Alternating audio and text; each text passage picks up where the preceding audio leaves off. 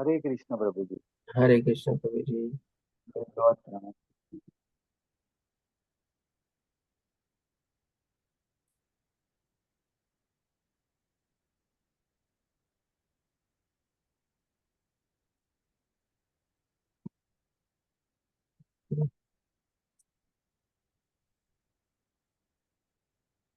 हरे कृष्ण माता जी।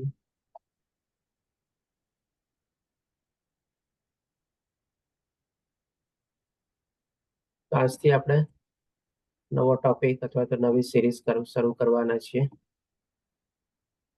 અલગ અલગ આપણે 30 ટોપિક જાણશું કે જેમાં આપણને ભગવદ્ ગીતા કેવી રીતે આપણા જીવનના જે બધા પ્રોબ્લેમ્સ હોય છે, ઇશ્યુઝ હોય છે, વિટમણા હોય છે, એમાં આપણને પાર કરવામાં મદદ કરે છે. અથવા તો કહી શકીએ કે ભાઈ આપણા જીવનની માર્ગદર્શિકા રૂપે આપણા જીવનના જે કાંઈ પણ પ્રોબ્લેમ્સ અને જે બધું આવે છે બધામાંથી ભગવાન આપણને રસ્તો બતાવે છે, ભગવાન આપણને માર્ગ સૂચન આપે છે. આપણે એને સમજવાની જરૂર છે. એ જ્ઞાન પ્રાપ્ત કરીને આપણે જો એમાં આગળ વધીએ તો ભગવદ્ ગીતામાં આપણા જીવનના બધા સોલ્યુશન્સ રહેલા છે. બધી વિટમણાઓ, બધા પ્રોબ્લેમ્સના આપણને ઉપાય એવા મળી શકે છે.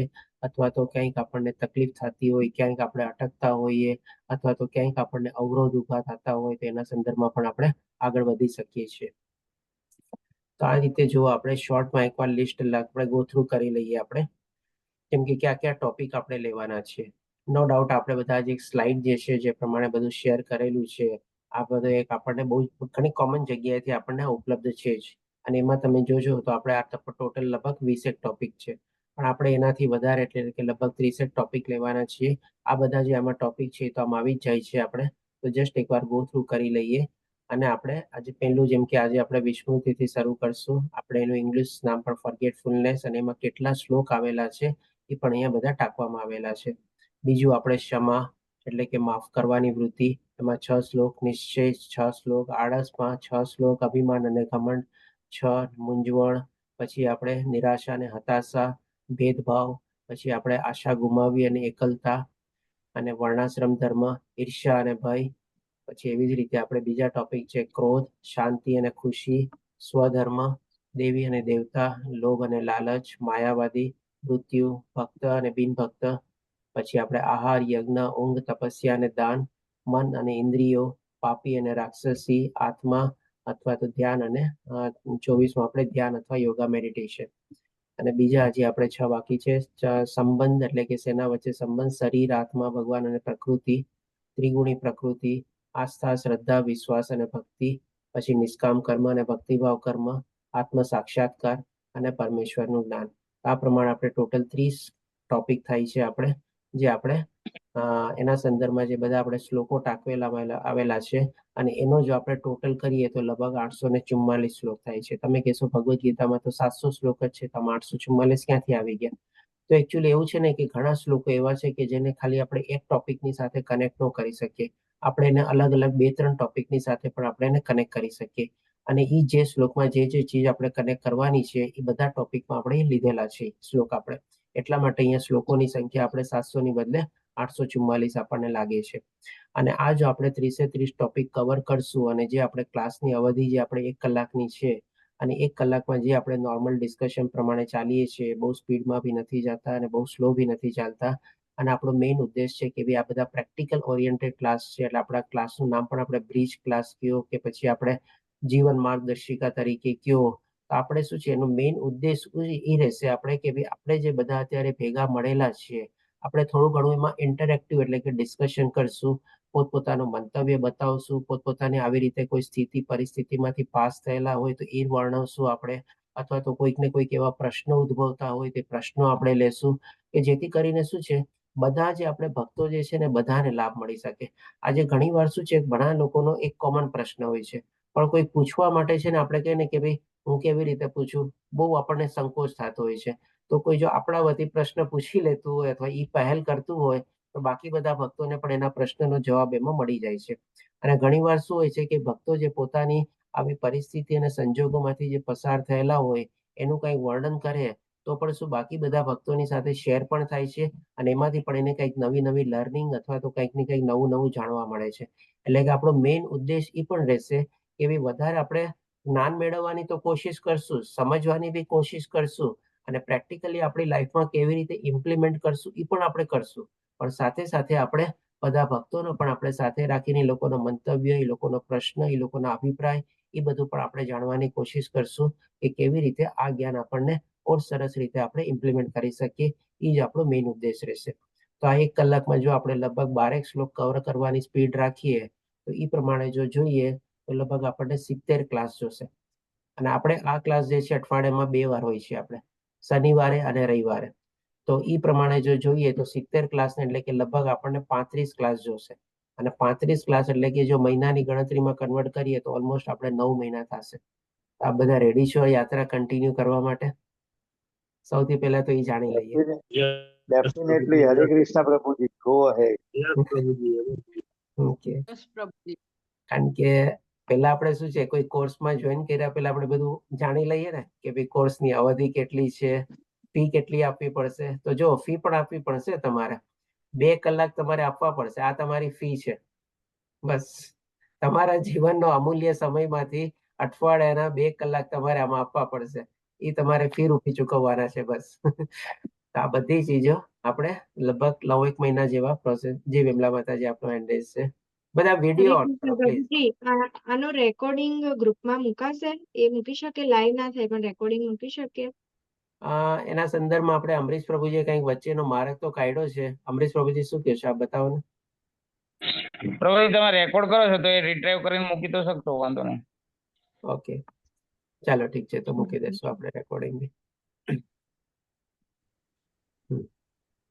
અને હા, બધાને વિનંતી છે પ્લીઝ પોતપોતાનો જો થોડો ઘણો વિડીયો ઓન રાખશો ને તો આપણે શું છે પોઝિટિવ અને કન્સ્ટ્રક્ટિવ ઇન્ટરેક્શન થશે. વન વે ઇન્ટરેક્શન નહીં લાગે. આજે મારી સામે એકદમ દિવાલ આખી બદલે ચણેલી હોય ને buck buck buck buck buck બોલ બોલ કરતો મને કેવું લાગે બોલો. તમે સામેથી કોઈક આપણે પ્રતિસાદ નો આપો, મને તમારો ચહેરો નો દેખાડો, તમે ક્યાં છો, કેવી રીતે કઈ અવસ્થામાં બેઠેલા છો એવું ન જોઈ શકું, તમે શું વર્ણવો છો, તમારા ફેશિયલ એક્સપ્રેશન્સ કેવા છે એ મને ન ખબર પડી શકે, તો થોડું ઘણું શું છે આપણે ઇન્ટરેક્શનમાં એક જાતની બાધા થઈ જાય અથવા તો ડિફિકલ્ટ થઈ જાય.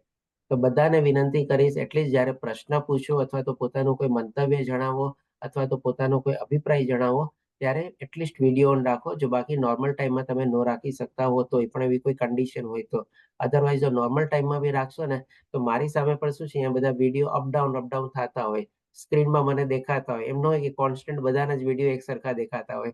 થોડા ઘણા અપડાઉન થાય એ પ્રમાણે બધાની સાથે કનેક્ટ કરો. અને આપ લોકોની સાથે કનેક્ટ કરીને છે ને મારી પણ છે ને બત્તી ચાલુ થઈ જાય, મારી પણ ટ્યુબલાઇટ ચાલુ થઈ જાય. મને કંઈક ને કંઈક પાછું બીજું યાદ આવવા માંડે તમારે, અરે હા જો આ વ્યક્તિને જોઉં છું ને મને આ ચીજ યાદ આવી ગઈ. કારણ કે ઘણી વાર આપણે શું છે વ્યક્તિને જોઈને આપણને કંઈક ને કંઈક પ્રસંગ યાદ આવે, આપણી લાઈફનો હોય અથવા એની લાઈફનો હોય અથવા કોમન હોય, કંઈ પણ હોઈ શકે તમારે. એ વ્યક્તિની એવી કહે ને કે એવી ટાઈપની આમ ભાવ હોય અથવા એવી ટાઈપની અભિવ્યક્તિ હોય કે જેથી આપણે એકબીજા સાથે કનેક્ટ કરી શકીએ. તો ડેફિનેટલી આ પ્રમાણે બધાને વિનંતી છે કે બધા પોતપોતાનો વિડીયો થોડો ઘણો ઓન રાખજો, એટલીસ્ટ બોલતી વખતે કે એવી રીતે પ્રશ્ન પૂછતી વખતે. તો હવે આપણે આગળ વધતા જોઈએ તો આજે આપણે સૌથી પહેલો ટોપિક કવર કરવાના છીએ આપણે વિસ્મૃતિ અથવા તો ફર્ગેટફુલનેસ. અને હા, આના સંદર્ભમાં એ પણ આપણે કહી દઉં, જેમ આપણે અહીંયા 20 ટોપિક છે પણ આપણા લિસ્ટ પ્રમાણે 30 ટોપિક છે, તો એવી જ રીતે અહીંયા પણ દરેક ટોપિકમાં છે ને શ્લોકો લખેલા છે. એ શ્લોક તો હશે જ પણ એના ઉપરાંત પણ ઘણા શ્લોકો કદાચ એમાં ઇન્ક્લુડ હશે. જેમ કે અહીંયા વિસ્મૃતિ ફર્ગેટફુલનેસ ટોપિક જે છે અહીંયા આર્યો ફર્ગેટફુલનેસ. તો અહીંયા ફર્ગેટફુલનેસમાં કેટલા આપણને શ્લોક આપેલા છે તો કે 2 શ્લોક આપેલા છે. પણ આપણે કેટલા શ્લોક લીધેલા છે અહીંયા તો કે 5 શ્લોક લીધેલા છે આપણે. ડેફિનેટલી આ જે 2 શ્લોક છે 15મો અધ્યાયનો 15મો અને 18મા અધ્યાયનો 61મો એ તો છે જ આમાં, પણ ઓવર એન્ડ અબવ એના ઉપરાંત બીજા આપણે 3 શ્લોક પણ લીધેલા છે. તો આ રીતે આપણે ટોપિક પણ વધારે છે અને શ્લોક પણ થોડા વધારે ઇન્ક્લુડ કરેલા છે. અને હા, આના સંદર્ભમાં પણ કોઈને જો કોઈ સલાહ સૂચન હોય કોઈ ટોપિકમાં, એટલે કન્ટેન્ટના સંદર્ભમાં પ્રશ્ન હોય અને કંઈક શેરિંગ હોય એ અલગ વાત થઈ ગઈ આપણે, પણ કન્ટેન્ટના સંદર્ભમાં પણ જો કંઈ પોતાનું સલાહ સૂચન અથવા હોય તો એ પણ આપણે આવકારીએ છીએ. એકદમ ઓપન છે આપણે એવું કાંઈ નથી કે આ બધું આપણે ટ્રેડમાર્ક અથવા તો પેટન્ટ થયેલું છે. આપણે બધા પોતપોતાનું મંતવ્ય પણ આમાં બતાવી શકો છો અને કહી શકો છો આપણે.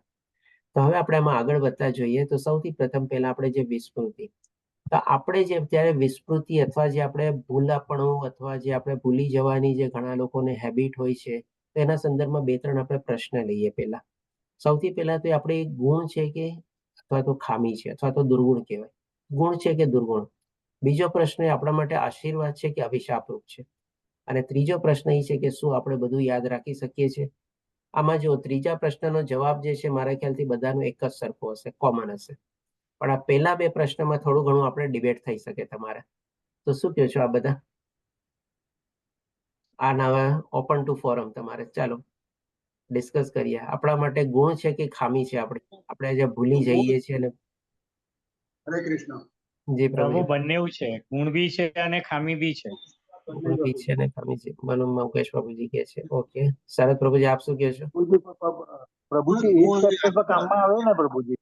અને પ્રભુજી એ જ ફેક્ટરને કારણે પણ વિસ્મૃતિ આવે ને. અચ્છા ઓકે, વન બાય વન લેશું આપણે. પરેશ પ્રભુજી આપ શું કહો છો? મુકેશ પ્રભુજીએ એ જ કીધું શરદ. ફેક્ટરને કારણે પણ પ્રભુજી આવે ને વિસ્મૃતિ. હા please. એ જ ફેક્ટરને કારણે હા. પણ પ્રભુજી વિસ્મૃતિ એ આવવાની જ ફેક્ટર શક્યતા આવે. ખરી ને. હા એ જ ફેક્ટર આવે. એ 100% એગ્રી કરું છું. બરાબર. શું હરે કહેવાય? કૃષ્ણ પ્રભુજી, હરે કૃષ્ણ પ્રભુજી, જરૂરી બી છે આ. વિસ્મૃતિ થવી બી જરૂરી છે અને ના થવી બી જરૂરી છે. બંને રીતે એવું છે. ઓકે શું કહો છો રાજેન્દ્ર પ્રભુજી? પ્રભુજી સિચ્યુએશન અને પર્સન પર ડિપેન્ડ કરે છે અને it differs every time, person to person and situation to situation. જે રીતના સિચ્યુએશન હોય એ પ્રમાણે ગુણ બી લઈ શકાય અને ખામી બી લઈ શકાય, અને જે રીતનો પર્સન હોય એ પ્રમાણે એને ગુણ બી ગણી શકે અને ખામી બી ગણી શકે છે. ઓકે ધન્યવાદ રાજેન્દ્ર પ્રભુજી. જી વિમલા માતાજી બોલો. હરે કૃષ્ણ પ્રભુજી. એટલે આપણે ભગવદ ગીતામાં પણ સંદર્ભ મતલબ ભગવાનના આદેશો મુજબ પણ આપણે આને લઈએ તો ભગવાન પણ આપણને બીજો બર્થ આપે તો આગળનું બધું ભૂલાઈ દે છે, કે જેથી પાછળનું યાદ કરીને આપણે બીજા જન્મમાં એને કનેક્ટ કરીને દુઃખી ના થઈએ. એટલે એક રીતે સારું પણ છે, પણ અત્યારે ભૌતિક જગતમાં આપણે જોઈએ તો અમુક વાર ભૂલી જઈએ તો એને લઈને કોઈ બીજું લાભ લઈ જતું હોય તો એ રીતે ખરાબ પણ કહી શકીએ. હરે કૃષ્ણ. હરે કૃષ્ણ. જી આશિતા માતાજી શોર્ટમાં બતાવો. હરે કૃષ્ણ પ્રભુજી. આપણે જો ભગવાનને રિલેટેડ અને ભગવાનને યાદ રાખી શકીએ તો એક ગુણ ગણી શકાય, અને ખામીમાં તો આપણે જો એમને સમજ્યા જાણ્યા અને પછી ભૂલી જઈએ તો એક આપણી ખામી છે. અને આશીર્વાદ એ રીતે છે કે આપણે આપણા દુઃખ ભૂલી જઈએ છીએ તો જ આપણે જીવન જીવી શકીએ છીએ. એટલે ભગવાને જ કીધું છે ને, અપોહનમ ઊંચું. જો આપણે દુઃખમાં જ રહીએ તો પછી આપણે પ્રગતિ કોઈ પણ રીતે ના થઈ શકે. પ્રભુજી હરે કૃષ્ણ. હરે કૃષ્ણ. જી લીલા મોહની માતાજી આપણે લાસ્ટ લઈ લઈએ પછી આગળ વધીએ. હરે કૃષ્ણ પ્રભુજી, દંડવત પ્રણામ. ભૂલી જવામાં તો એવું છે કે આપણે જે ભગવાનને ભૂલી ગયા છે ને એ જ આપણી સૌથી મોટામાં મોટી ખામી છે. કેમ કે આપણે જન્મીએ છીએ ત્યારે આપણે મોટા આપણે ભગવાનને ભૂલી જઈએ છીએ. આ તો હવે આપણે મોટામાં મોટું એક ખરાબ વસ્તુ છે, વિસ્મૃતિ. જો આ જવાબ મારે જોતો હતો એકચ્યુઅલી આના સંદર્ભમાં, કે ગુણ અને ખામી તો છે બરાબર છે. મેં કીધું ને સ્ટાર્ટિંગમાં કે આના ઉપર ડિબેટ થવાની જ છે આપણે, અને આશીર્વાદ અને અભિશાપ પણ છે આપણે, એ પણ એના પર આપણે ડિબેટ થાય. પણ જે સૌથી પહેલો જે આપણે ટોપિક લઈએ છીએ વિસ્મૃતિ, તો આપણે બધા છે ને એકચ્યુઅલી ભગવાનને ભૂલી ગયા છે. એટલા જ માટે તો આપણે અહીંયા ભૌતિક દુનિયામાં ભટકીએ છીએ આપણે. અને એ આપણે કહી શકીએ કે ભાઈ ડેફિનેટલી આપણા માટે ગુણ પણ છે અને આપણી ખામી પણ છે, આપણા માટે આશીર્વાદ પણ છે અને અભિશાપ પણ છે. એટલે કે આ જવાબને આપણે જો આગળ લઈને આપણે ચાલીએ ને તો આપણો જવાબ છે ને પૂર્ણ થઈ શકે. બાકી જો અધરવાઇઝ આપણે જેટલી ડિબેટ હમણાં કરીએ ને એ આપણે એન્ડલેસ છે. આપણે કોઈ એનો આપણને કન્ક્લુઝનમાં આપણે પહોંચી જ ન શકીએ. પણ આ સંદર્ભમાં પહેલા આપણે કહેવાનું કે ભાઈ આપણે ભગવાનને ભૂલેલા છીએ, એટલા માટે અહીંયા ભટકીએ છીએ. અને અહીંયા આવ્યા પછી ક્યારેક આપણને આ ગુણ પણ થાય છે અને ક્યારેક આપણા માટે ખામી પણ ગણાય છે, અને ક્યારેક આપણા માટે આશીર્વાદરૂપ પણ છે અને ક્યારેક અભિશાપ પણ છે.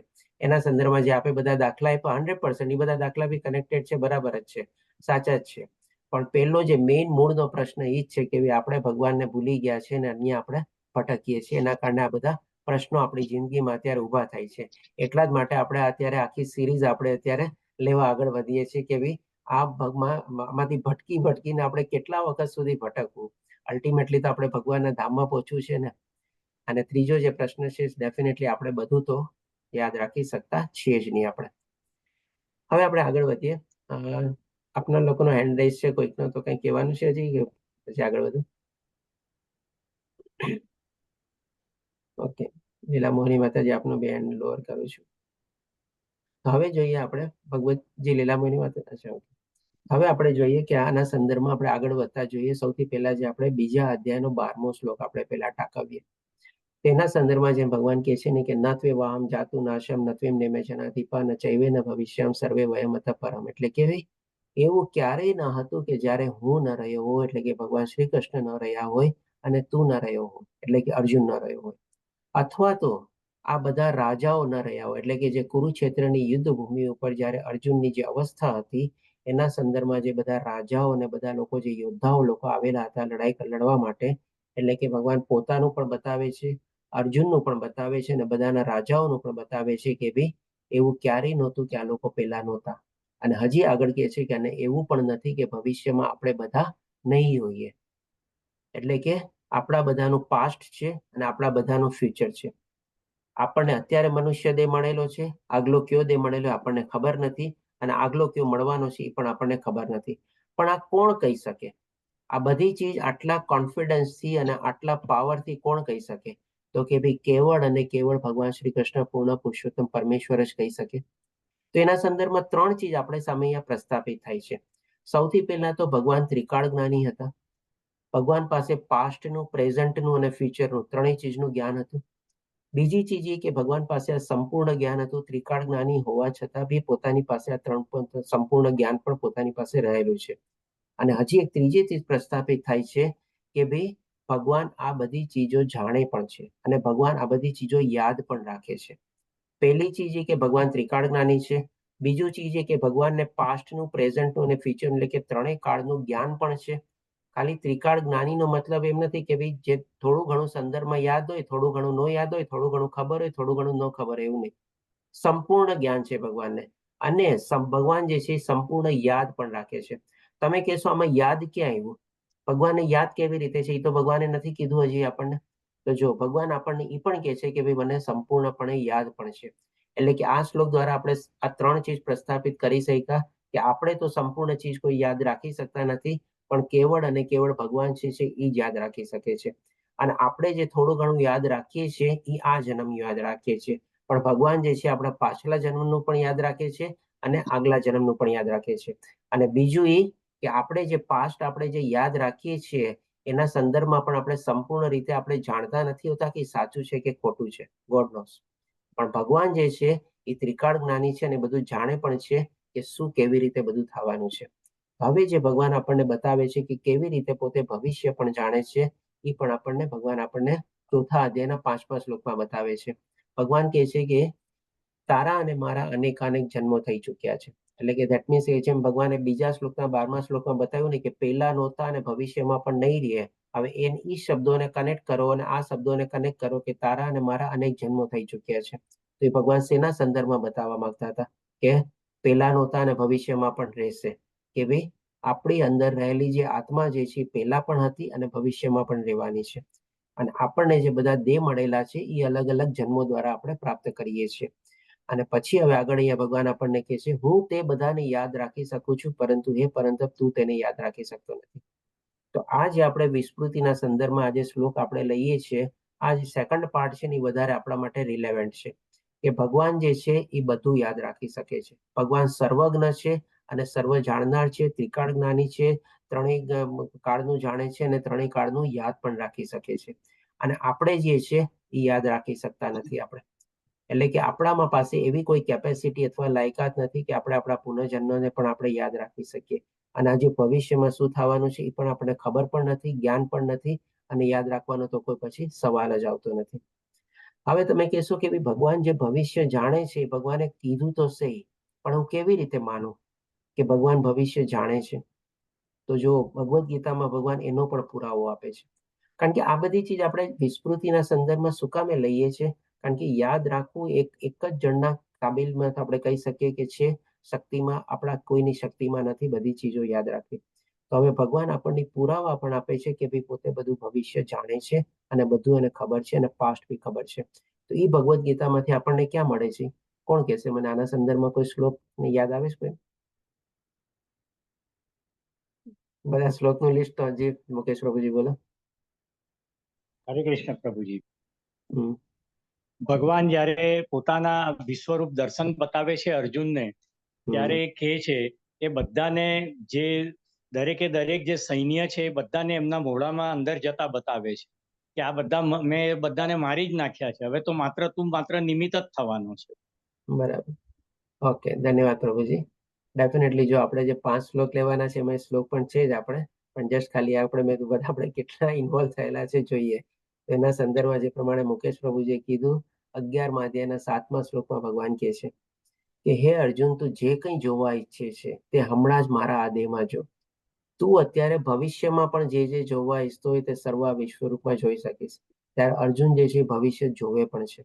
અર્જુન શું જોવે છે કે ભાઈ બધા જે મોટા મોટા મહારથીઓ છે પોતે નામ પણ લે છે. કર્ણનું નામ લે છે, ભીષ્મ પિતામહનું નામ લે છે, દ્રોણાચાર્યનું નામ લે છે કે ભાઈ આ બધા યોદ્ધાઓ જે છે આપના મુખમાં પ્રવેશી રહ્યા છે. એટલે કે ભગવાન અહીંયા પુરાવા સાથે આપણને જે ભગવાને આપણને બીજા અધ્યાયના 12મા શ્લોકમાં બતાવ્યું, ચોથા અધ્યાયના 5મા શ્લોકમાં બતાવ્યું, એ આપણને ભગવાન પુરવાર કરીને આપણને 11મા અધ્યાયના 7મા શ્લોકમાં પણ બતાવે છે. અને અર્જુનના શબ્દો દ્વારા પણ આપણે સમજી શકીએ છીએ કે અર્જુને પણ એમાં ભવિષ્ય જોયું. સંપૂર્ણ રીતે આપણી પાસે ક્લિયર થઈ જાય છે આ બધી ચીજ, આપણે ફેક્ટ્સ. અને ભગવાન કહે છે કે અહીં એક જ સ્થાનમાં સ્થાવર અને જંગમ બધું સંપૂર્ણપણે અવસ્થિત છે. તો હવે આ બધું જાણ્યા પછી હવે આપણે સમજવું જોઈએ કે ભાઈ આપણી પાસે લિમિટેડ યાદ શક્તિ છે. બધી ચીજ આપણે યાદ નથી રાખી શકતા. પાસ્ટ અને ફ્યુચર તો આપણને ખબર જ નથી હોતી કાંઈ, આપણા જન્મ પહેલાનું. અને પણ આ જન્મનું પણ થોડું ઘણું આપણને પાસ્ટ ખબર હોય છે. એ પણ આપણે કહી શકીએ એના વિશે આપણને સંપૂર્ણ માહિતી નથી હોતી. ઘણીવાર આપણે લોકો નથી કહેતા મને થોડું આછું યાદ આવે છે, પહેલા કંઈક આવું થયેલું હતું પણ બરાબર અત્યારે યાદ નથી રાખી શકતો કે શું હતું કે શું કેવી રીતે હતું.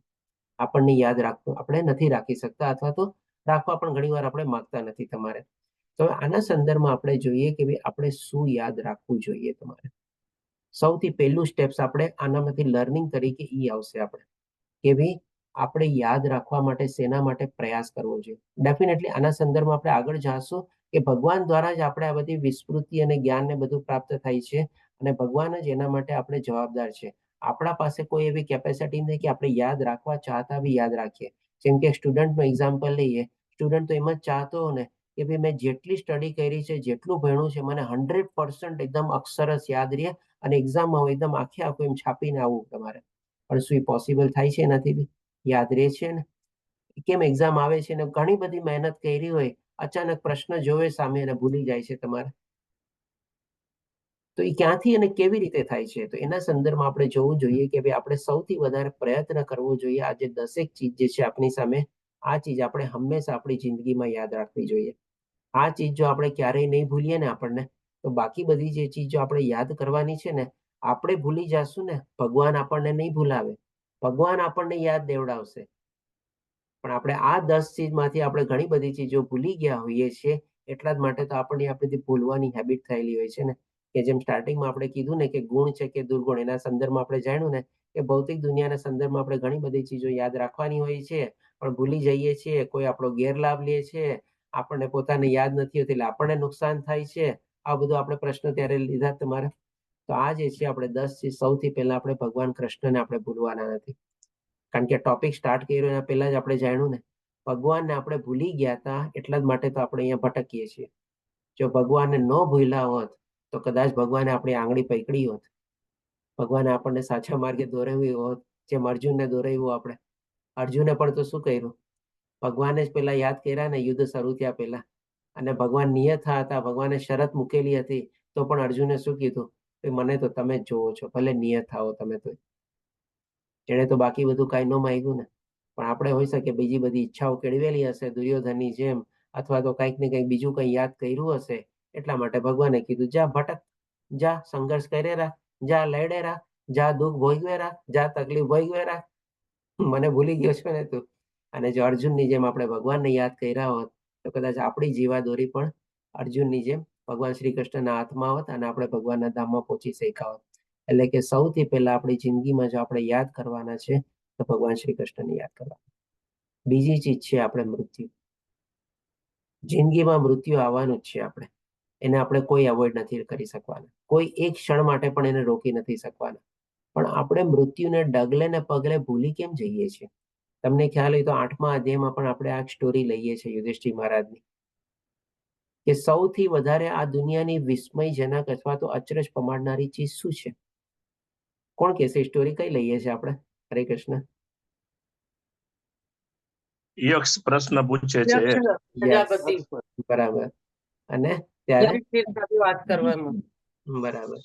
ત્યારે યુધિષ્ઠિર મહારાજ શું જવાબ આપે છે કે મનુષ્ય જ એક એવું પ્રાણી છે કે દરેક જગ્યાએ પોતાને આપણે ઈ ક્ષણમાં આપણે મૃત્યુહીન માને છે. એટલે કે હમણાં તો મરવાનો જ નથી ને, હજી તો વાર છે ને, હજી તો ટાઈમ છે ને, હજી તો ઘણું બાકી છે ને તમારે. પણ આપણે ડગલે ને પગલે મૃત્યુને યાદ રાખવાનું છે. આપણે હંમેશા એને એવોઇડ કરીએ છીએ, ઇગ્નોર કરીએ છીએ આપણે તમારે. અને એટલા જ માટે તો કહી શકીએ કે થોડા ઘણા ખરા પ્રશ્નો છે ને આપણને એના સંદર્ભમાં પણ ઉદ્ભવે છે આપણે.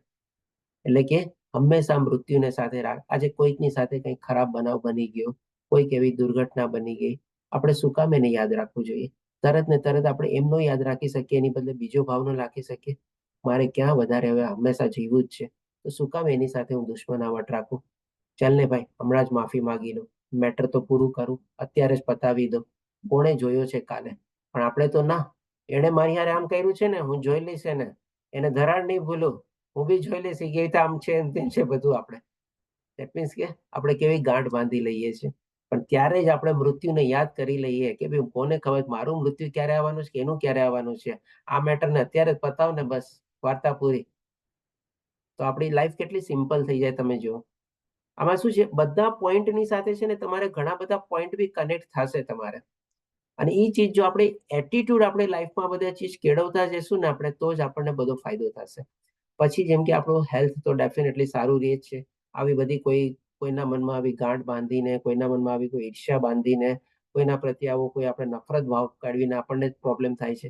આપણા સ્ટ્રેસ, ટેન્શન, ડિપ્રેશનનું કારણ આ બધું જ હોય છે. આપણે વધારે હું છે ને આપણા ભૌતિક દ્રષ્ટિએ આપણે ઓછું કનેક્ટ કરીશ, પણ જો આ રીતે આપણે કનેક્ટ કરવાની કોશિશ કરશું ને, કે જેથી કરીને આપણને ઇટરનલ લાભ મળે, પરમાનન્ટ લાભ મળે અને હંમેશ માટે લાભ મળતો રહીએ. એ બધી ચીજ આપણે વધારે સમજવાની કોશિશ કરશું આપણે. અને આ આધ્યાત્મિક જ્ઞાન જે છે આપણે હંમેશા મેળવવું જોઈએ, એમાં પ્રવૃત્ત થવું જોઈએ. એની પ્રત્યે આપણે યાદ રાખવાનું છે. આપણે કેમ ક્યારેક કોઈકનો કથા અથવા પ્રવચન ચાલે, આપણે ટાઈમ ગોતીએ છીએ, ક્યાં ટાઈમમાં છે એનું કથા પ્રવચન, પછી આપણે આપણા ટાઈમ પ્રમાણે મેચ કરીએ. મારે ઓફિસનો ટાઈમ છે, મારે આ મીટિંગ છે, મારે ઓલું છે, મારે આમ છે. એક કામ કર, હું તો આટલા બધા દિવસ આમ તો નહીં જઈ શકું, તું જઈને વહી જા, હું એકાદ દિવસ આ દિવસે આવી જઈશ તમારે. અરે ભાઈ, આપણે શું કામ એવોઇડ કરીએ છીએ?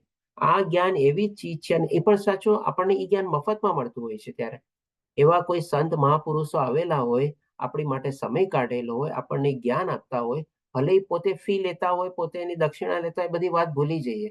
પણ આપણે આપણો સ્વાર્થ બી જોઈએ તો આપણને તે ફ્રીમાં મળે છે ને ત્યારે. પણ ત્યારે પણ આપણે શું કરીએ છીએ? ના, મારે તો આ છે, મારે ઓલું છે, મારે આમ છે, ઓલું છે, આ ટાઈમમાં નહીં જઈ શકશું, ફરીથી પાછળ જયારે આવશે ને, બીજા કોઈ આવશે ને ત્યારે વયા જશું. એટલે કે આ આધ્યાત્મિક જ્ઞાન, દિવ્ય જ્ઞાન મેળવવા આપણે હંમેશા પોસ્ટપોનમેન્ટ ટેકનિક વાપરતા હોઈએ છીએ. અને આ જ્ઞાનને જો મેળવી લેશું ને, તો જ આપણો બેડો પાર થવાનો છે જીવનનો. એના સિવાય કોઈ આપણો બેડો પાર નથી કરાવવાનો. ઓલી મીટિંગ કે ઓલો ક્લાયન્ટ કે ઓલો કસ્ટમર કે ઓલો ધંધો, એ બધું આપણો બેડો પાર નથી કરાવવાનો. તો આપણે જ્ઞાન મેળવવા માટે ઉત્સુક રહેવું જોઈએ આપણે.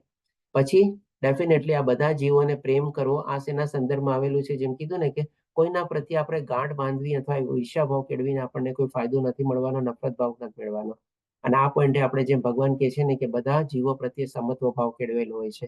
એટલે કે બધા જીવોને આપણે પ્રેમ કરવાનો છે. પ્રેમની લાગણી, દયાની ભાવની લાગણી આપણે કન્ટિન્યુઅસલી રાખવાની છે. કોઈના પ્રત્યે આપણી રીતે આપણે તિરસ્કાર અથવા તો નફરત અથવા તો ઈર્ષ્યા ભાવથી આપણે નથી ચાલવાનું. આ ચીજ આપણે હંમેશા યાદ રાખવી જોઈએ કે મારે હંમેશા પ્રેમાળ બનવાનું છે, મારે દયાળુ બનવાનું છે. અને બીજું, આપણે હંમેશા હસો. આના સંદર્ભમાં પણ આપણે જયારે PQ, EQ, IQ લીધા હતા ત્યારે કેટલું આપણે જયારે ભગવાન શ્રી કૃષ્ણ પણ પોતે હંમેશા એના મોઢા ઉપર એક સૌથી સારું અલંકાર કેરી કરતા હતા. એ શેનું અલંકાર? તો કે સ્મિતનું અલંકાર. હંમેશા એના મોઢા ઉપર આપણને સ્મિત દેખાતું. ઇવન મહાભારતની યુદ્ધ ભૂમિ ઉપર ઉભેલા હતા ત્યારે પણ જયારે અર્જુન શરણાગતિ લે છે, ત્યારે પણ ભગવાન જ્ઞાન આપવાની પહેલા એને હલકું શું સ્મિત પૂર્વક કહે છે. તમને ખ્યાલ હોય તો એ શ્લોક પણ આપણે થોડો ઘણો ડિસ્કસ કરીએ છીએ કે ભગવાનના મોઢા ઉપર સ્મિત શું કામે છે. આપણે આ બધી ચીજ આપણે લેવલ 2, લેવલ 3માં જેમ જેમ આગળ વધીએ છીએ ઓટોમેટિકલી ડિસ્કસ કરેલી છે. તો લાઈફમાં આપણે પણ છે ને હંમેશા હસતું રહેવાનું છે. આપણે મોઢું ચડાવીને શું ફાયદો? મને કહો. એક જાતનું આપણે કહીએ ને, સૌથી પહેલું નુકસાન શું થાય છે ખબર? જયારે આપણે મોઢું ચડાવીને બેઠા હોઈએ છીએ ને, અથવા તો થોડા મોભામાં, ભલે મોઢું ચડાવીને ન બેઠે, મોભામાં બેસીએ ને, થોડો અહંકાર આપણને આવી જાય. આજે હું આમ ક્લાસ લઉં, અચ્છા હવે આપણે આજે શરૂ કરશું, આ 30 સિરીઝ ક્લાસની સિરીઝ છે, આટલા શ્લોક છે, આટલું બધું કવર થશે, આમ ટાઈમ લાગશે, તમે બધા તૈયાર છો, હવે આપણે આગળ વધીએ. પેલો ટોપિક વિસ્મૃતા લઈએ આપણે, તો થોડોક સિરિયસ છું, પણ અલ્ટિમેટલી તમે જુઓ ને મારી વાણીમાં, મારી ભાષામાં છે ને કઠોરતા આવતી જશે. તમારે મૃદુતા નહીં આવે, એક સાથમાં આપણે કહીએ ને લાગણી ભાવ નહીં આવે. તમારે હું તમારા સુધી પહોંચી નહીં શકું, તમારા હૃદયને ટચ નહીં કરી શકું તમારે. એટલે કે જ્યારે આવી રીતે સિરિયસ બનીએ છીએ આપણે, ત્યારે આપણો થોડો અહંકાર ભાવ પણ આપણો પોસાય છે અને એકબીજાથી આપણે ડિસ્કનેક્ટ થઈ જઈએ છીએ. ત્યારે શું કહે છે ચેટ બોક્સમાં? અશિતા માતાજી કહે છે રોબોટિક. હા, રોબોટિક પણ થોડું ઘણું કહી શકીએ, અને થોડું ઘણું એ સેન્સમાં પણ કહી શકું કે લાગણી વિહીનતા. કારણ કે રોબોટિક બહુ મેકેનિકલ થઈ ગયા. એમાં તો શું છે, તમારે બટન દબાવવા પડે ને બટન બંધ કરવા પડે ત્યારે જ તમારે ચાલે. પણ આવી રીતે કોઈ માણસ આવી રીતે ચાલતું હોય ને કે ભાઈ થોડો ઘણો એને અહંકાર અથવા થોડો ઘણો પોતાને એવું પોઝિશનમાં માનીને આવી રીતે જ્ઞાન આપવાની કોશિશ ને બધું કરે ને, તો થોડોક આપણે કહી શકીએ ડિસ્કનેક્ટ થઈ જાય છે. તમારે એવી ઇમ્પેક્ટ નથી પાડી શકતા બીજા ઉપર તમારે. એટલે કે હંમેશા હસતું રહેવાનું. અને મેં પણ તમને કીધું ને કે તમે વિડીયો ઓન રાખો. તમે જેમ કે હું કાંઈક કોઈક ચીજ બોલું, તમારે શું છે, તમે આમાં કરતા હો, મને લાગે ને કે હા તમને સમજાય છે, તમારા મનમાં ઉતરે છે, તમે એનો સ્વીકાર કરો છો, તમે એગ્રી થાવ છો એની સાથે. તો એ બધી મને અભિવ્યક્તિ જ્યારે સામે હું જોવા મળું ને, ત્યારે મારા મનમાં પણ શું છે, એવા બધા રિએક્શન ઉદ્ભવ થાય, એવા બધા કંઈક ને કંઈક શબ્દો અથવા એવું કંઈક મનમાં યાદ આવે કે જેથી કરીને હું આપને પણ બતાવી શકું તમારે. એટલે કે જેમ કે મારા પણ હું જેમ બોલતો હોઉં છું, વચ્ચે વચ્ચે મારા મોઢા ઉપર પણ તમને જોજો વચ્ચે વચ્ચે સ્માઇલ નહીં દેખાશે તમારે. તો એ ક્યાંથી આવે બધું? તમારે નેચરલ ફિલિંગ્સ હોય ત્યારે જ આવે ને. તમારે આ બધું હૃદયમાંથી નીકળતું હોય ત્યારે આવે. બાકી અધરવાઇઝ જો મારે એવી રીતે ક્લાસ લેવાય તો એ પણ હું તમારે કરી શકું. આ 30 આપણે ક્લાસ છે ટોપિક, તમારે હોઈ શકે 30 ક્લાસમાં પણ કમ્પ્લીટ કરી શકીએ આપણે. શું કહેજો શરદ પ્રભુજી? પ્રભુજી, અમુક સિચ્યુએશન એવી આવે, ધારો કે કોઈનું મૃત્યુ થયું, બરાબર, ને આપણે ત્યાં જઈને હસીએ તો એ અજુગતું લાગે ને. હા, જો આવી બધી પરિસ્થિતિ અલગ વાત છે, એ એક્સેપ્શન પરિસ્થિતિ કહેવાય. એ પણ હું થોડુંક અમારે ડિસ્કસ કરવાનો છે. તો તમારે કે ભાઈ હંમેશા હસવા રહેવાનો મતલબ એમ નહીં કે તમે કોઈનું મૃત્યુ અથવા કોઈની મૃતશૈયા જાતી હોય સ્મશાનમાં તમે ગયા હોય ત્યાં તમે ખડખડાટ હસો અને બધું તમે સ્માઇલ આપો ને બધું એવું કરો તમારે. તેના સંદર્ભમાં શું છે કે ત્યારે તમારે પણ છે ને બહુ ગંભીર બનવાની જરૂર નથી. ત્યારે પણ તમે સિચ્યુએશનને ડાયલ્યુટ કરી શકો છો, તમે તમારી તરફેણમાં લાવી શકો છો. બધા લોકો માની લો બહુ શોકગ્રસ્ત અને બધા થયેલા હોય, અને તમને માની લો થોડુંક આત્મજ્ઞાન અને આધ્યાત્મિક જ્ઞાન પ્રાપ્ત થયેલું છે, તમે પહેલા માણસ વ્યક્તિ પાસે જાઓ, થોડુંક એને સાંત્વના આપો તમારે, અને થોડા દિલાસાવાળા શબ્દો બોલો, થોડો જે વ્યક્તિ મરી ગયું છે એના થોડા ગુણગાન ગાઓ, બધું ગાઓ, અને પછી આસ્તે આસ્તે તમે એને ડાયલ્યુટ કરતા જાઓ કે ભાઈ આ શું છે, એક દિવસ તો હું જવાનો છું. તમે પોતાનાથી જ શરૂઆત કરો. મેં તમને કીધું ને કે મૃત્યુ તમારા પોતાના ઉપર તમે લ્યો ને કે ભાઈ એક દિવસ તો હું પણ જઈશ ને. આજે હું પણ તારી લાઈફમાં કેટલો ઇમ્પોર્ટન્ટ છું. જો એટલે જ અત્યારે સ્મશાન આપણે કહીએ નહીં કે જો એટલે જ સ્મશાન યાત્રામાં આવ્યો છું, બાકી નહીં તો સ્મશાન યાત્રામાં આપણે લગ્ન પ્રસંગમાં પહેલા જઈએ, 10 લગ્નમાં જતા હોઈએ ને એક સ્મશાન યાત્રામાં જતા હોઈએ. બાકી મરતા 10 હોય તો આપણે 10 સ્મશાન યાત્રામાં નથી જતા, પણ 10 લગ્નના ઇન્વિટેશન આવે તો આપણે કદાચ 10માં જઈએ, ટાઈમ કાઢીએ આપણે. પણ એટલે એવું કોઈ ખાસ હોય ત્યારે જ આપણે મૃત્યુમાં જઈએ છીએ ને, તો આપણે પણ ત્યારે એને શું કહીએ કે ભાઈ જો હું પણ છું, હું પણ જવાનો છું, હું પણ એ વ્યક્તિ માટે ઇમ્પોર્ટન્ટ હતો, મારા માટે પણ ઇમ્પોર્ટન્ટ હતો, પણ આપણે બધા જ જવાના છીએ. પહેલા તમે તમારા માટે કીધું, પછી જે વયો ગયો છે એના માટે તમે વર્ણવ્યું, પછી તમે બધા, એટલે કે એ જે વ્યક્તિ જે છે એ પણ એમાં સામેલ થઈ ગયો. એટલે કે આસ્તે આસ્તે સિચ્યુએશનને તમે ડિફ્યુઝ કરી ને ડાયલ્યુટ કરી. તમારે આવી રીતે તમે વર્તન રાખી શકો. તમારે હસવાની જરૂર નથી. હા, બધા તો જવાના જ છે ને, હવે એમાં શું છે, બધું નહીં, પણ તમે એવી રીતે કહી શકો છો. ગંભીર નહીં થવાનું. ટૂંકમાં કહેવાનો મતલબ એ કે કાં તમે હંમેશા હસતા રહ્યો, અથવા કાં તમે કોઈ દી બહુ ગંભીર અથવા બહુ સિરિયસ ન થાવ. તમારે આ મોઢું ચડાવીને કે એવો તો ભાવ ન લાવો તમારે. જી આશિતા માતાજી, શું કહે છો? પ્રભુજી, એવો વિચાર આવ્યો કે બીજાના દુઃખ પર હસે, એટલે કે અમુક લોકોને એવી ટેવ હોય છે, make fun out of others pain અને ડિફિકલ્ટીઝમાં. તો એ અહંકાર કહેવાય કે શું કહેવાય? અજ્ઞાનતા કહેવાય, શું કહેવાય? ઈર્ષા કહેવાય. તમારે બીજાના દુઃખ ઉપર તમે જ્યારે તમે હસતા હો, ડેફિનેટલી ઈર્ષા થઈ. ઓકે પ્રભુજી, થેન્ક યુ વેરી મચ. અને આશિતા માતાજી, નોર્મલી તો આપનો વિડીયો ઓન હોય છે, તો પછી કેમ આવી રીતે અમે પ્રશ્ન પૂછો ત્યારે વિડીયો ઓફ હોય છે? જી શશી માતાજી, બોલો. હાસ્યના તો અનેક પ્રકારો છે ને, કે રાવણ કરતો એ અટ્ટહાસ્ય હતું. એ તો રામની ઠેકડી મજાક કરતા ને, રાવણ છે તો રામની મજાકમાં હસતા, એટલે એ અટ્ટહાસ્ય કહેવાય ને. બરાબર. અટ્ટહાસ્ય. હા હાસ્યના ઘણા પછી પ્રકાર છે. ટૂંકમાં અહીંયા છે ને આપણે સ્મિત રાખવાનું છે, સ્માઇલિંગ ફેસ, બસ એવી ટાઈપનું, અથવા તો બહુ ગંભીર ન થવાનું, બસ એવી ન્યુટ્રલ ફેસ. બસ સાથ આપ્યો કેવાય ને, આપણે કોઈ મજાક એકબીજાની કરતું હોય અને આપણે જો વચ્ચે હસી લઈ, હા, તો એમ લાગે ને કે આને સાથ આપે છે, તો હા, પણ સંબંધોમાં ઓટ આવી જાય છે એમ. એ તો આપણે દાખલો લીધો તો ચલો દ્રૌપદીનો અને દુર્યોધનનો. હા હા બરાબર ઓકે, બરાબર. ધન્યવાદ. અરે જય શ્રી માતાજી. ઓકે, અચ્છા, બીજી ચીજ છે, આપણે કૃષ્ણ પ્રત્યે હંમેશા કૃતજ્ઞતા યાદ રાખવાની. આપણી લાઈફમાં આપણને જે કાંઈ પણ મળેલું છે બધું ભગવાન થકી મળેલું છે. આપણે કેમ ભગવાનને ભૂલી જઈએ છીએ? ત્યારે પણ છે ને આપણે કહી શકીએ, આપણને કરતા ભાવ આવી જાય છે. અરે, મેં આટલી સફળતા પ્રાપ્ત કરી, મેં આટલી મહેનત કરી, મારા કારણે આમ થયું. અહંકાર પણ કેળવાય છે. આપણે કોઈ ચીજના સ્વામી નથી, કોઈ ચીજના કરતા નથી, કોઈ ચીજના ભોગતા નથી. ભગવદ્ ગીતામાંથી જ્ઞાન મેળવેલું છે ને, તો ડગલે ને પગલે આપણી કોઈ માની લ્યો વખાણ બી કરતા હોય તો આપણે પાસ ઓન કરી દેવાના. ભગવાન, અરે ભાઈ, ભગવાનની કૃપા હતી, ભગવાને તો મને નિમિત્ત બનાવ્યો, બસ ખાલી. બાકી મારામાં શું લાયકાત છે, મારામાં શું કાબેલિયત છે, કાંઈ નથી. હું તો બેવકૂફ છું, હું તો ગધેડો છું, એટલે તો અહીંયા ભટકું છું.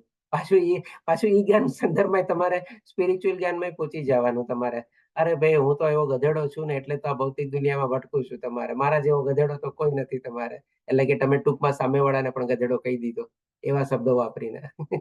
પણ આ શું છે, બોલવાની અલગ અલગ સ્ટાઇલ છે તમારે. પણ સૌથી પહેલા તો આપણે ભગવાનને યાદ કરવાના. ભગવાન થકી છે, ભગવાન દ્વારા છે અને ભગવાન માટે જ છે બધું, બસ. અને આપણા લક્ષ્યોને પણ છે ને આપણે હંમેશા યાદ રાખવાના છે. હવે આના સંદર્ભમાં આપણે ભૌતિક દુનિયાના પણ લક્ષ્યો હોઈ શકે, ગોલ અથવા ઓબ્જેક્ટિવ્સ અથવા પર્પસ, અને આધ્યાત્મિક લક્ષ્યો પણ હોય. આ લક્ષ્યો હંમેશા આપણે યાદ રાખવાના છે. અને હવે જેમ જેમ આગળ વધશું આપણને ખબર પડશે કે ભૌતિક દુનિયાના લક્ષ્યો એટલા ઇમ્પોર્ટન્ટ નથી જેટલા વધારે આપણા આધ્યાત્મિક લક્ષ્યો છે. જેમ કે અત્યારે ચાતુર્માસ ચાલે છે, બધા કંઈક ને કંઈક નિયમ લીધેલા હશે આપણે. તો આ બધા લક્ષ્ય છે આપણે. ના, આ ચાતુર્માસથી મારે આ નિયમ કરવો છે. જેમ કે મેં ભગવદ્ ગીતા શરૂ કરી કે આપણે બુધવારે ક્લાસ હતો ત્યારે મેં ચાતુર્માસ શરૂ થયો તો બધાને પૂછ્યું હતું. અને અત્યારે જેમ શશી માતાજીનો સામે અત્યારે વિડીયો દેખાય છે, તેમણે શું નિયમ લીધેલો હતો કે ભાઈ કન્ટિન્યુઅસલી 16 માળા કરવી છે, બસ. આ ચાતુર્માસ એમણે નિયમ લીધેલો છે. બધા હવે કંઈક ને કંઈક નિયમ લીધેલા તો આપણા લક્ષ્ય થઈ ગયા ને. આ બધા લક્ષ્ય આપણે હંમેશા યાદ રાખવાના છે, એને ક્યારેય ભૂલવાના નથી આપણે. પછી ડેફિનેટલી ભૂતકાળ ક્યારેય બદલાતો નથી, અને આ બદલાતો નથી, આ યાદ રાખીએ છીએ આપણે, પણ એને પાલન કેટલું કરીએ છીએ, આપણે કેટલા ભૂતકાળમાં વાગોળીએ છીએ તમારે. અને આના ઉપરથી, આ પોઈન્ટ ઉપરથી જ આપણે નેક્સ્ટ સ્લાઇડ આવશે તમારે. અને જે લાસ્ટ પોઈન્ટ છે, તમે એકલા નથી. ઘણા લોકોને એમ હોય છે કે ભાઈ લાઈફમાં એકલા છીએ, એકલા. લોનલીનેસ તો બહુ સારું છે, પણ મેં જયારે આપણે લોનલીનેસનો પોઈન્ટ કવર કર્યો હતો ત્યારે આપણે શું વિચાર્યું હતું કે ભાઈ આપણી સાથે હંમેશા ભગવાન રહેલા છે. આપણે આ જિંદગીમાં એકલા આવ્યા છીએ ને એકલા જવાના છીએ એવું નથી. આપણે અહીંયા એકલા બી નથી આવ્યા, પરમાત્મા આપણી સાથે આવ્યા છે. એકલા બી નથી જવાના, પરમાત્મા આપણી સાથે આવવાના છે. આગલું જે શરીર મળવાનું છે એમાં પણ પરમાત્મા આપણી હારે રહેવાના છે. તો પછી આપણું આ જે કથન છે ને, એકલા આવ્યા ને એકલા જવાના, સદંતર ખોટું છે. આપણે એકલા ક્યારેય નથી તમારે. અને આ ભાવના લાવશું ને ત્યારે જ તો આપણે આ કૃષ્ણને યાદ રાખી શકશું. અધરવાઇઝ ક્યાંથી યાદ રાખી શકશું? શું કહેશો મુકેશ પ્રભુજી? હરે કૃષ્ણ પ્રભુજી, તમે આગળ જે ચાતુર્માસનું જે રિફર કર્યું હતું ને, તે ચાતુર્માસ એટલે જસ્ટ મારો એક ક્વેશ્ચન છે તમારે, મતલબ આઈ ડોન્ટ નો, કે જે દેવ શયની એકાદશી થી દેવ ઉઠી 11 આ જે 3-4 મહિના 4 માસના સમયને ચાતુર્માસ કહેવાય છે. એમ આઈ રાઈટ? એકદમ પરફેક્ટ, એબ્સોલ્યુટલી કરેક્ટ. હરે કૃષ્ણ. એટલે કે અષાઢ સુદ 11 થી લઈને કારતક સુદ 11. અષાઢ સુદ 11 દેવ ઉઠી 11, જ્યારે પાછા દેવ ઉઠે છે ત્યારે. અષાઢ સુદ 11 પેલી દેવ શયની 11 ગઈ ને હમણાં 3-4 દિવસ પહેલા. હા, બુધવારે જ હતી દેવશયની. અને કારતક સુદ 11 લગભગ મારા ખ્યાલથી 17 નવેમ્બર કે એવું કંઈક આવે છે. I don't remember the date. હા, રાઈટ રાઈટ. એવું કંઈક. એટલે આ 4 માસને ચાતુર્માસ કહેવાય છે. ચાતુર્માસ કહેવાય છે, બરાબર. ઓકે, હરે કૃષ્ણ. તો આના સંદર્ભમાં આપણે આટલું જાણ્યા કે આ 10 ચીજો આપણે હંમેશા યાદ રાખવાની છે. આ ક્યારેય ભૂલવાની નથી. જી સ્વભક્તિ માતાજી, શું કહો છો? હરે કૃષ્ણ પ્રભુજી, ઇસ્કોનમાં પૂનમ થી પૂનમ સુધી ચાતુર્માસ કહે છે. એ બી હોઈ શકે આપણે. હા, એટલે હું વૃંદાવન હતી, કાલે જ આવી, એટલે બધા હતા ને ભક્તો, એમને હું વાત કરતી હતી કે 11 થી. હા, એ તો છે જ. હું ખાલી જાણ કરવા માટે કહું છું કે ઇસ્કોનમાં આપણે એવી વાત થતી હોય છે કે પૂનમ થી પૂનમ સુધી ચાતુર્માસ હોય. બાકી આપણે જનરલી 11 થી 11 જ ગણીએ છીએ. પણ હું વૃંદાવન હતી કાલે જ હજી આવી, એટલે ત્યાં બધા ભક્તો એવી વાત કરતા હતા કે આપણે હજી ચાલુ નથી થયો, આપણે પૂનમ થી કરવાનું છે એમ કીધું, એટલે હું તમને જાણ માટે કહું છું. હરે કૃષ્ણ. પણ આજે એક જોયો તો વિડીયો તમારે, એમાં પૂનમ થી હતો. જે રાજેન્દ્ર પ્રભુજી શું કહો છો? પ્રભુજી એક ડાઉટ છે. દેવ પોઢી 11 અને દેવ ઉઠી 11, એટલે આ જે 4 માસમાં દેવ પોઢી જાય છે, દેવો પોઢે છે અને પરમાત્મા જાગે છે, કે ધેર ઇઝ ડિફરન્સ બિટવીન પરમાત્મા અને દેવો, બરાબર? જો પરમાત્મા સુઈ જાય તો આપણે અહીંયા ક્યાંથી વાત કરી શકીએ? તો આ દેવો ઓકે, બરાબર છે. તો જો પ્રભુજી આના સંદર્ભમાં પણ ક્લિયર આપણે કરી લઈએ. દેવ અહીંયા આપણે પરમદેવ, દેવનો મતલબ અહીંયા પરમદેવ છે.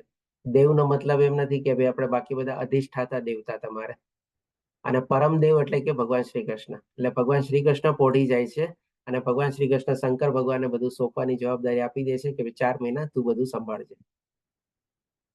એટલે આવી રીતે આપણે દેવનો મતલબ લઈએ છીએ, પરમદેવ. એટલે ભગવાન બી ડેલિગેશન કરે છે. ઓફકોર્સ ભગવાને તો કરેલું જ છે ને. આપણે ભગવદ ગીતામાંથી તો જાણીએ છીએ ને, દેવી દેવતા ભગવાનના અંગો છે અને ભગવાને બધા દેવી દેવતાના અલગ અલગ પાવર બધા ડિસ્ટ્રીબ્યુટ કરેલા છે. જેમ આપણે કેબિનેટ ઓફ મિનિસ્ટર હોય એવી રીતે બધા મિનિસ્ટરને કેમ પોર્ટફોલિયો આપી દઈએ, બધા દેવી દેવતાનો અલગ અલગ પોર્ટફોલિયો આપેલા છે ભગવાને. ના, કહેવાનો મતલબ એમ કે ભગવાન સુઈ જાય છે, આઈ મીન કે કૃષ્ણ ભગવાન પરમાત્મા સુઈ જાય છે અને એનું યોગ નિદ્રા કરે છે પ્રભુજી. યોગ નિદ્રા ઓકે. ચાલો, તો હવે આપણે શું ભૂલવાનું છે એ આપણે જોઈ લઈએ. પહેલા આપણે જાણ્યું કે ભાઈ શું આપણે યાદ રાખવાનું છે આપણે, અને જે 10 ચીજ આપણે યાદ રાખશું તો આપણને સૌથી વધારે બેનિફિટ થશે, અને બાકી બધી ચીજ આપણે ભૂલવાની છે. એમાં સૌથી પહેલા જેમાં આપણે ભૂતકાળ અથવા જે પાસ્ટ છે જેને આપણે ક્યારેય બદલી જ નથી શકતા, એને પહેલા આપણે ભૂલવાની જરૂર છે. અને એના સંદર્ભમાં આપણે જોઈએ કે જે આપણે કહેવાતા, જે આપણે દુશ્મની બાંધીને બેસીએ છીએ એ લોકોને આપણે માફ કરી દેવાના અને એને ભૂલી જવાના. એટલે કે દુશ્મનને નથી ભૂલવાનો, પણ એના જે કૃત્ય છે એને આપણે ભૂલી જવાના છે. અને એવી કોઈ ખરાબ ઘટના બનેલી હોય એને પણ આપણે ભૂલી જવાના છે. આના સંદર્ભમાં એક દાખલો આપી, જેમ કે આપણે શશી માતાજી આપણને કહે છે ને કે ભાઈ હું જયારે ભરૂચમાં હતી ને ઓલો મોટો ધરતીકંપ આવ્યો છો, તો આજની તારીખમાં એમને યાદ છે. બોલો, તો શું કામ આવી બધી ઘટનાઓ આપણે યાદ રાખીએ? થઈ ગયું ભાઈ, પતી ગયું. ભગવાનની કૃપા હશે, ભગવાનને કઈક એવી મરજી હશે કે જેથી કરીને આવી ઘટના બની ગઈ, વાર્તા પૂરી. ભલે આપણે એમાં કે કે વિક્ટિમ બી હોઈએ, પણ આજની તારીખમાં અત્યારની આ ક્ષણમાં તો ધરતીકંપ નથી ને, આ ક્ષણમાં તો આપણે જીવિત છીએ ને, તો પછી શું કામ એટલી પાછલી વર્ષોની આપણે 20-25 વર્ષની ઘટનાના આપણા મનમાં દિમાગમાં આપણે હજી બેઠેલા જ રાખેલી છે ને આપણે એને વાગોળીએ છીએ આપણે તમારે શું કામે? એના કરતા બીજું કઈ કરો ને ભાઈ, બીજી કોઈ ચીજ યાદ રાખો ને, સારી રાખો ને, ઓલી 10 ચીજમાંથી કોઈ સારી ચીજ બાજી યાદ રાખો ને. જય જાગૃતિ માતાજી શું કહે છે? પ્રભુજી, કૃત્યોને યાદ રાખવા અને દુશ્મનને ભૂલી જવો મતલબ કઈ રીતે? એક એક્ઝામ્પલ આપો ને. માતાજી તમે ઉલટું સમજ્યા. મેં કીધું કે કૃત્યને ભૂલી જવાના અને દુશ્મનને આપણે યાદ રાખવાના. એટલે કે હા, એટલે મતલબ કેવી રીતે પ્રભુજી? આપણે દુશ્મનને યાદ રાખીએ તો કૃત્ય તો યાદ આવવાના જ ને. ના, એ તો છે. આપણે જેને જે કંઈ પણ ખોટું કરેલું હોય આપણે એના સંદર્ભમાં આપણે માફી માગી લેવાની, કે ઈ માંગવા હોય તો આપણે માફ કરી દેવાનો અને આપણે ભૂલી જવાનું કે ભાઈ ચાલો જે થઈ ગયું એ થઈ ગયું. ગુણોનો પ્રભાવ હતો, તે ત્યારે વર્તન કરી લીધું, મારાથી પણ ત્યારે આવી રીતે અપચૂકમાં ભૂલ થઈ ગઈ, પતી ગયું, વાર્તા પૂરી.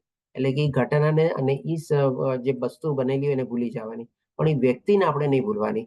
જેમ કે આપણે શું છે, કોઈ લગ્ન પ્રસંગ કે એવો હોય ને, આપણે આમંત્રણનું લિસ્ટ બનાવીએ ને, ઘણો ઇમ્પોર્ટન્ટ વ્યક્તિ હોય તમારે, પણ આપણે કે ના એને તો મારે ઇન્વિટેશન આપવું જ નથી. મને યાદ છે એને એના દીકરા વખતે મને ઇન્વિટેશન નહોતું આપ્યું, મને યાદ છે એના દીકરા વખતે એને ખાલી મને એકલાને આપ્યું હતું, સહકુટુંબ આમંત્રણ નહોતું આપ્યું, તો હું અત્યારે શું કામ એને સહકુટુંબ આપું? આવું બધું યાદ કરીને આપણે કરીએ છીએ. આવું બધું યાદ રાખીને શું? એટલે કે એ વ્યક્તિને આપણે યાદ રાખવાની, આપણે એમાં પણ લિસ્ટમાં નામ લખવાનું, ભાઈ એને પણ આમંત્રણ મોકલ. બસ. શું કહેજો કીર્તિરામ પ્રભુજી? હરે કૃષ્ણ પ્રભુજી. એમ એ અશક્ય છે, પણ જો ભગવાનની લીલાઓ ને એની જગ્યાએ ભગવાનની લીલાઓ આપણે યાદ કરીએ, એમની ઘટનાઓ, બરોબર ને, તો જ આપણા માટે પરફેક્ટ છે પ્રભુજી. તો જ આપણે એ ભૂલી શકીએ, બરોબર? બાકી શક્ય જ નથી, નહીં તો આવી જાય. તો આપણે એ બાજુ જ જવાનું છે આપણે. ઓકે, પછી આગળ આપણે એવા કોઈ આપણા સંબંધ પણ કોઈકની સાથે કોઈ બગડી ગયા હોય ને, તો એને પણ આપણે ભૂલી જવાનું. જો લાઈફમાં બધા સંબંધને આપણે જાળવી નથી શકવાના, પણ આપણે આપણા તરફથી પ્રયાસ કરવાના, અને આ જ્ઞાન મેળવ્યા પછી આપણી કોઈક એવી ભૂલ હોય ને આપણે જઈને માફી માંગી લેવાની. પછી હવે એના ઉપર છે એને માફ કરવો ન કરવો, એ આપણે આના પછીનો જે નેક્સ્ટ પોઈન્ટ છે ને આપણે એમાં જ લેવાના છે. આ કાલે જ આપણે ક્ષમા લેશું. આપણે આજે વિસ્મૃતિ લઈએ છીએ, કાલે આપણે ક્ષમા લેશું તમારે. તો ત્યારે આ પોઈન્ટ આપણે થોડોક ઓર ડિસ્કસ કરશું કે ભાઈ આપણા ઉપર નથી તમારે, પણ આપણે શું છે એવા બધા કોઈ માણસ હંમેશા છોડવા માંગતું હોય આપણને, ભાઈ વયો જા, છૂટી જા, ભલે છૂટી જંજાળ તમારે, એવી રીતે બસ. અને જેમ આપણે રિલેશનશિપ મેનેજમેન્ટમાં પણ જાણ્યું હતું ને કે આપણે છેલ્લા બે સ્ટેપ છે, કાં તમે એને છોડી દો, કાં તમે એને ટોલરેટ કરો. હવે આપણે બીજો આ બધી કેવી રીતે ભૂલવું જોઈએ એના સંદર્ભમાં પણ થોડી ઘણી આપણે હિન્ટ લઈ લઈએ. જાગૃતિ માતાજી, આપને મ્યુટ કરું છું. કે વ્યક્તિ ઘટના સંબંધ વિશે જે કાંઈ પણ થયેલું હોય બધું એના માટે બહુ વિચારવાની જરૂર નથી. થઈ ગયું. પાસ્ટને આપણે બદલી નથી શકવાના. એ ચીજ આપણે યાદ રાખવાની છે, પણ આપણે એને વાગોળવાની નથી. કે ભાઈ બની ગયું ને થઈ ગયું, વાત પતી ગઈ, ઓકે, મેટરને ક્લોઝ કરો ને તમે વારે ઘડીને ઉપાડો છો શું કામે? આપણામાં કહેવત છે ને કે ભાઈ ગાળેલા મરદા શું કામ ઉઘેડું છો તમે, એવું જ કંઈક છે ને, કંઈક ઉડદા શું છે, મરદા શું કામ ઉઘેડું, કઈ વોટ એવર ઇટ ઇઝ. અને ભૂતકાળની વાત ક્યારેય ન કરો, એટલે કે ભાઈ વાગોળવાની કોઈ જરૂર નથી. જેમ આપણે શશી માતાજીને એક્ઝામ્પલ લીધો, શશી માતાજી માઇન્ડ નહીં કરતા. હા પ્રભુજી, સારું દ્રષ્ટાંત આપ્યું તમે. મને તો શીખ મળી નથી કે હવે આ ભૂલી જવાનું. ઓકે, તો માફી ચાહું છું યાદ નહીં એટલા માટે. ઓકે, ત્યારે આવી જાવ, આમાં ના પાડી છે. ઓકે, શું કહે છે આશિતા માતાજી? નહીં, બે કહેવત યાદ આવી, ચાવીને ચીકણું કરવાનું અને ગધેડાને પૂંછડીને ખેંચીને ઘોડાનું બનાવવાનું. હા, બરોબર, એકદમ. ઓલા રબડની જેમ તાણીએ આપણે, ખેંચીને તાણીએ. તમારે શું કહે છે શરદ પ્રભુજી? પ્રભુજી, પ્રેઝન્ટમાં જ જીવવાનું એમ, ભૂતકાળને યાદ નથી કરવાના. એ આના પછી આવશે તમારે, થોડા ધીરા કમો અને પછીની સ્લાઇડમાં એ જ લેવાના છે. શરદ પ્રભુજી શું કહો છો આપ? સપોઝ કે કોઈનું મૃત્યુ થયું હોય, બરાબર છે, એ વ્યક્તિ પોતે થાય, પણ એનો બાળક હોય એને બી યાદ કરાવે, દાદા કઈ ગયા બેટા. જો આપણે સર, ધન્યવાદ પ્રભુજી. આના સંદર્ભમાં જો એક પાછું બીજી ચીજ યાદ આવી ગયું, કેતા ભૂલી ગયો તો, ધન્યવાદ રસર.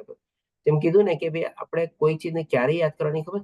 જયારે સામેવાળાને કોઈને બેનિફિટ થતો હોય, સામેવાળાને કોઈ આપણે સલાહ સૂચન માર્ગદર્શન સારું આપતા હોઈ શકીએ ત્યારે, અથવા તો સામેવાળાને એવું જ્ઞાન આપણે આપી શકતા હોઈએ, ત્યારે આપણે યાદ કરી શકીએ. જેમ શરદ પ્રભુજીએ કીધું ને કે દાદા કે ને કે અમે અમારા જીવનમાં આવી રીતે આમ કરતા, કે જેથી કરીને એના પૌત્રને કંઈક જ્ઞાન આપે છે, કંઈક સમજણ આપે છે, કોઈક દોરવણી આપે છે, કોઈક માર્ગદર્શન આપે છે. આવા સંજોગો તમે યાદ કરો. પણ મોસ્ટલી જે નેગેટિવ ચીજો છે એને તમે શું કામે વાગોળો છો તમારે?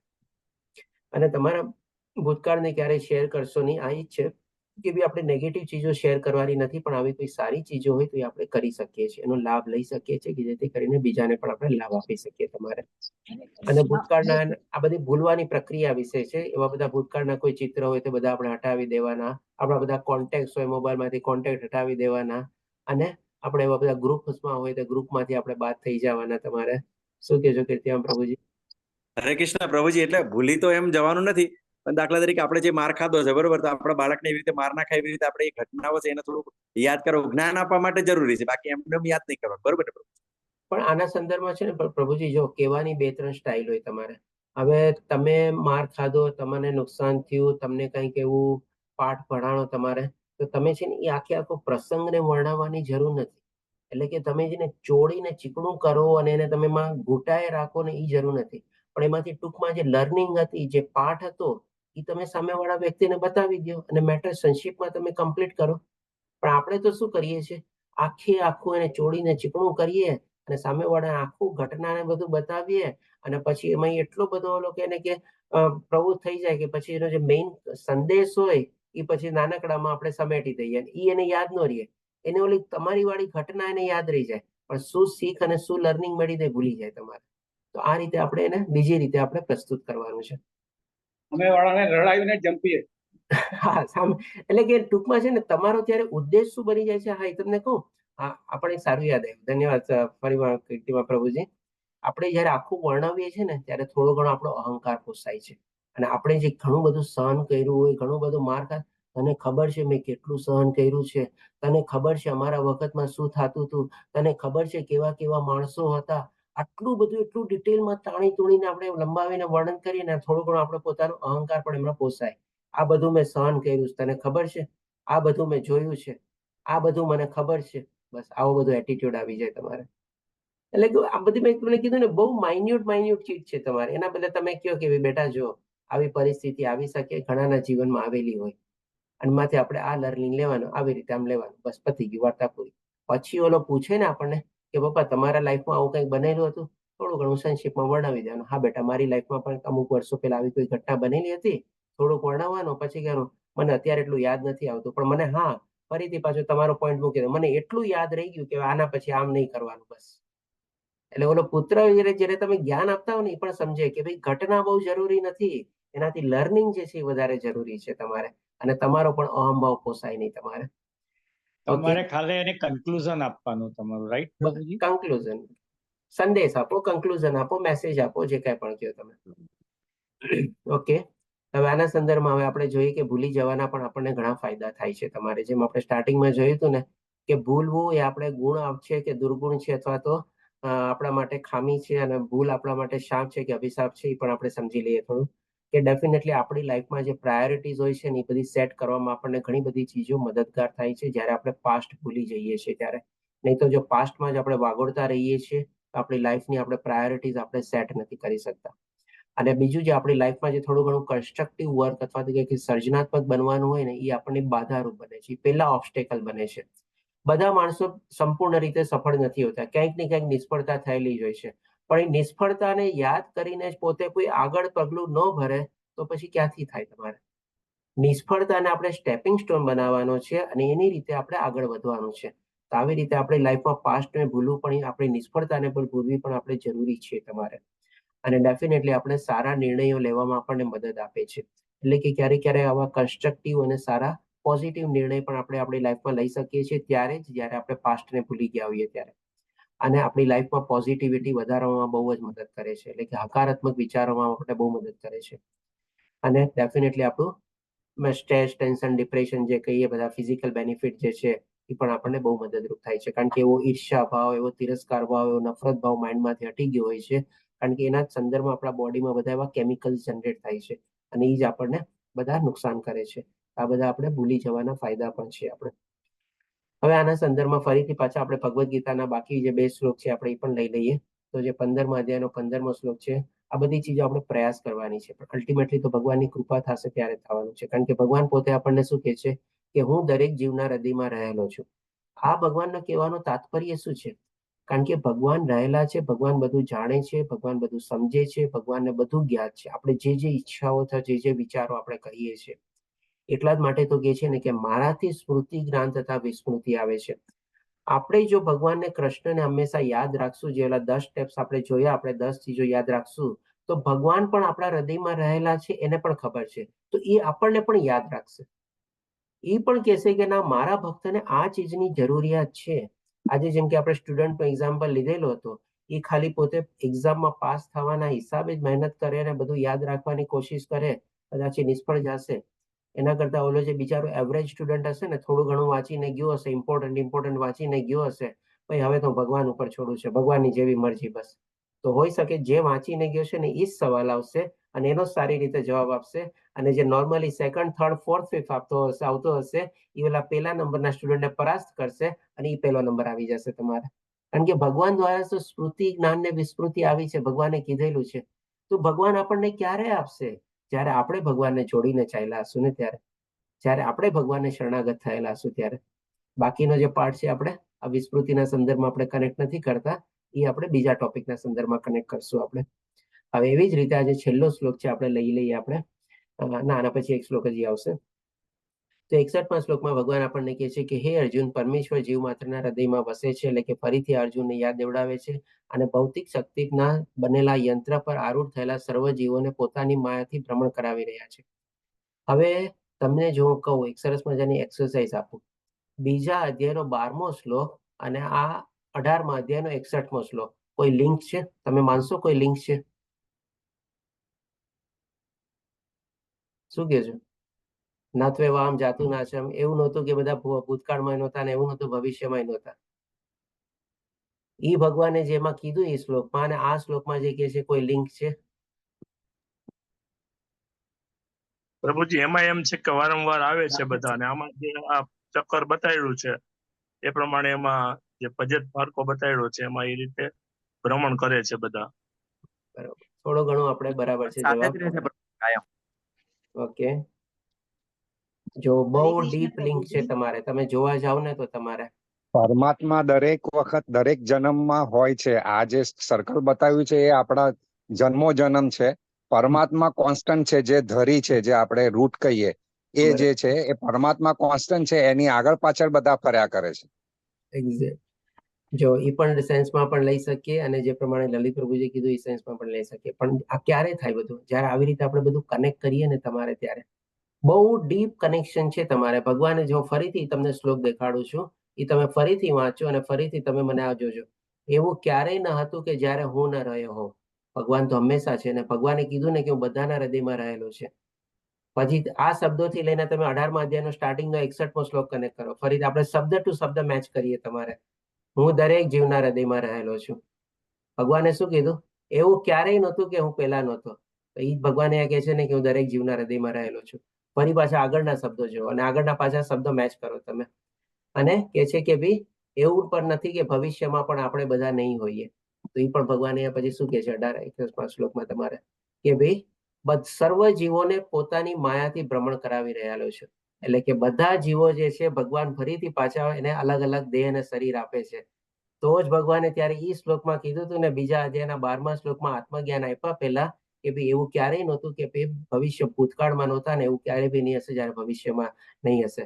એટલે કે બધી આત્મા રહેવાની છે, અને બધી આત્મામાં પરમાત્મા બી સાથે રહેવાના છે. આપણે કેટલો ડીપ કનેક્શન છે અને કેટલું સરસ સિંક્રોનાઇઝેશન છે. તમારે જુઓ, શરૂઆત જ્યાંથી કઈ રીતે આત્મજ્ઞાન જે નથી આપ્યું એની પહેલા ભગવાન આ કહે છે, અને જ્યારે 18મા અધ્યાયમાં ભગવાન આખી ગીતા સંપૂર્ણ બતાવી દીધી, અને ત્યારે ભગવાન આ કહે છે તમારે કનેક્ટ કરો બંને ચીજને. બંને છેડા મળે છે કે નહીં? તમારે બોલો, શું કહે છો? બધા સહમત થાવ છો કે નહીં? આઈ મે બી રોંગ. ચાલો પ્રભુજી, ટોટલી એગ્રી. ના, મળે છે 100%. એનીવે, તો હવે ચાલો આગળ વધીએ. તો આના સંદર્ભમાં હવે આપણે એ બી જોઈ લઈએ કે આપણે ભવિષ્યની કોઈ ચિંતા કરવાની જરૂર નથી. ભગવાન આપણી સાથે રહેલા છે. ભગવાન બધું જોવે છે, બધું જાણે છે. આપણે શું કામે આટલી બધી ભવિષ્ય માટે ચિંતા કરીએ છીએ? એના કરતા બેટર એ છે કે ભાઈ ચેન્જની સાથે ચેન્જ થાવ, અને flow, change with the change and flow with the flow. બસ જેમ ચાલે છે એ પ્રમાણે ચાલતા રહ્યો તમારે, અને હંમેશા ભગવાન કૃષ્ણને સાથે રાખીને ચાલો. અને live in the present moment, એટલે લીવ ઇન નાઉ. જે માની પેલા કોઈ કીધું હતું, મેં કીધું ને આપણે નેક્સ્ટ સ્લાઇડમાં જ લેશું.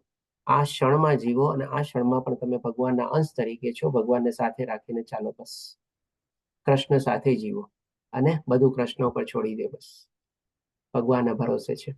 અને આ પણ શું કામે આપણે ભગવાન ઉપર છોડવાનું છે, તો એના સંદર્ભમાં તમને આપણે કદાચ ઓકે જી કીર્તિમાં પ્રભુજી શું કહે છો? પ્રભુજી, એક પેલું વાક્ય છે ને, change is law of life, challenging the challenge never change. Okay, બરાબર, યાદ નથી આવતું મને બી. ઓકે, એટલે કે બદલાવ એ સંસારનો નિયમ છે, પણ જે તમારો બદલાવ તમે બદલતા પોતાનું જે ચેલેન્જ આપણું છે, બરોબર ને, જે લક્ષ્ય છે એને બદલવાનું નથી. તો એ કોન્સ્ટન્ટ પકડી રાખો. નિયમ છે પરિવર્તન, સંસારનો નિયમ છે. હા, પરિવર્તન સંસાર કરે. બરાબર, ગીતાનો સાર. ઓકે ઓકે, ચાલો. તો હવે કોઈ પ્રશ્ન હોય તો લઈ શકીએ. આપણો પહેલો ટોપિક આજે કમ્પ્લીટ થયો. જો સ્ટાર્ટ વિથ આપણે કેવું રહ્યું, પહેલા આપણો અનુભવ જાણી લઈએ, પછી એ પ્રમાણે આપણે આગળ વધીએ બધા સંદર્ભમાં, બધા ટોપિકમાં. હરે કૃષ્ણ પ્રભુજી, પેલી છેલ્લી સ્લાઇડ હતી ને જે શ્લોક પહેલાની, એ ખાલી કરો ને, મારે લખવાનું રહી ગયું છે. ઓકે માતાજી, એક મિનિટ. હા,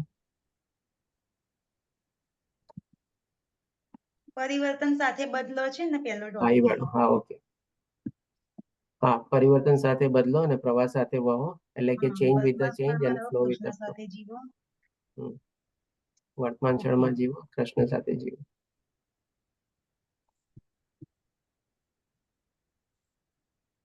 ઓકે માતાજી, બંધ કરી દો. Okay, thank you. ઓકે, તો બધા પોતપોતાનું મંતવ્ય બી બતાવી શકો છો, અને કેવો રહ્યો આપનો અનુભવ થોડોક શેર કરો, તો મને પણ આગળ ક્લાસમાં આપણે